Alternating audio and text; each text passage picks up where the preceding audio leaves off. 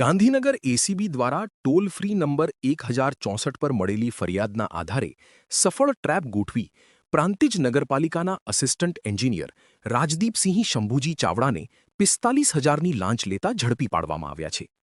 ફરિયાદી દ્વારા ટેન્ડર આધારે પ્રાંતિજ નગરપાલિકા વિસ્તારમાં 2 વોટર એટીએમ મશીન સ્થાપિત કરવામાં આવ્યા હતા. આ કામનું બિલ મંજૂર કરવા બદલ આરોપી અધિકારીએ ટકાવારી મુજબ 45,000ની લાંચની માંગણી કરી હતી.